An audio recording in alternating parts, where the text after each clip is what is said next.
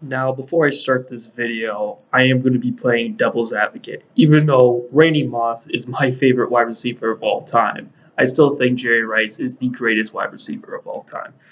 And the reason why I want to play devil's advocate here is because I just want to be kind of open up to the argument of how it can go both ways. Even though I think Jerry Rice is the GOAT, I still want to argue or see the perspective of why some people think Randy Moss is the greatest wide receiver of all time. Now, when it comes to Randy Moss, the one thing that a lot of people kind of forget is the amount of quarterbacks he played for. He played for a plethora of quarterbacks. And to be honest, the amount of elite quarterbacks he played with, or at least in the season, he probably played only 3 seasons with elite quarterbacks. Now, to kind of put that in perspective, he was in 1 year with Randall Cunningham, where he threw for over 30 touchdowns. I want to say 34 touchdowns, 10 interceptions in 1998, and obviously those were elite numbers. But then he kind of goes away with Dante Culpepper, who's not elite, and then he had Rich. Obviously, he went for the Oakland quarterback, and then in New England, he only played for Tom Brady for 2 seasons. Now it says that he was with Tom Brady or with the Patriots for 4 seasons, but in reality, it was more as a 3. And one of those years, Tom Brady was out for the season, and he played with Matt Castle.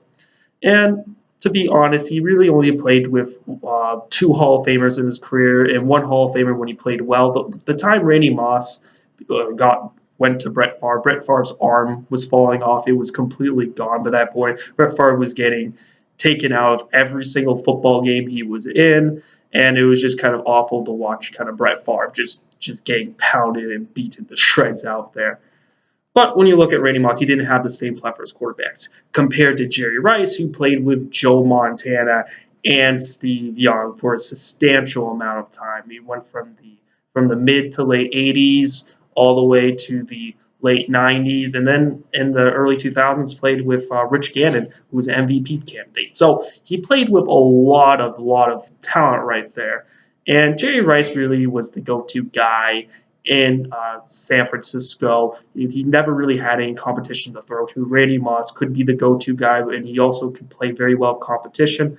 Obviously, Randy Moss played with Chris Carter, who's a Hall of Famer. Randy Moss also played with Wes Welker, who gets a lot of targets and whatnot.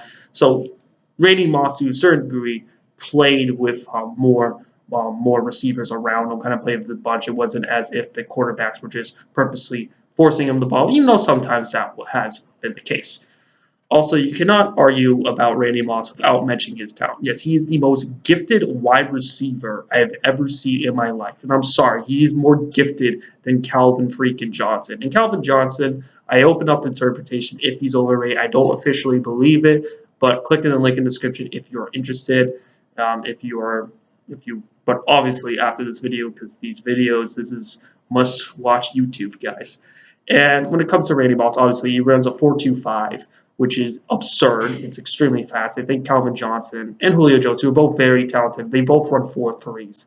They didn't get to the 4.2 levels, I don't think. And Randy Moss could jump up extremely high and whatnot. You're talking about a phenomenal athlete. And Randy Moss, you could put on returns, and you can make him play cornerback at times on, obviously during Hail Marys and whatnot, but they would put him out there sometimes on cornerbacks on like final drives and all that. So when you put that in perspective, Randy Moss obviously did a lot of that. He's far more gifted than any wide receiver that's ever played the game. There's no question about it. And when it comes to this, a lot of people like to look at Jerry Rice. Well, Jerry Rice had a really good work ethic. So did Randy Moss. Randy Moss really worked hard too. You can see him. He really worked hard to be a great football player. And Randy Moss, obviously, for being a guy who's extremely talented, he had the technique down well too. He was an extremely devastating route runner and whatnot. And when you look at that, you're just looking at a player who really did not play with the greatest quarterbacks at all, for the most part. I mean, he did play with Tom Brady, and he did play for Randall Cunningham for 1 season, but that's total of 3 seasons compared to Jerry Rice, who probably played to 10 to 15 seasons of Hall of Fame quarterbacks and whatnot, versus him, Randy Moss, really only 2 seasons. And the second quarterback of the Hall of Fame is Brett Favre, who really was basically dead by that point. He was just a vegetable of a quarterback. So when you put this in perspective, this is how you could argue Randy Moss's go. Now, I am playing devil's advocate here. I still think Jerry Rice is the greatest receiver of all time. However, I'm still open up to Randy Moss's interpretation. Now, I made a similar video on this with Joe Montana. Now, click in the link in the description if you're interested, because I'm arguing if Joe Montana is to go and whatnot. So I do this. I want to see if this works, see if this has a theme. I think it would be pretty nice to see this on a nice Saturday afternoon and whatnot. All right, guys, thanks for watching the video. I'll see you guys next time. And also, if you're interested in the NBA, there's some NBA news I just reported on Carmelo Anthony being traded to the OKC Thunder. Click in the link in the description if you're interested. All right, guys, see you guys next time. Peace.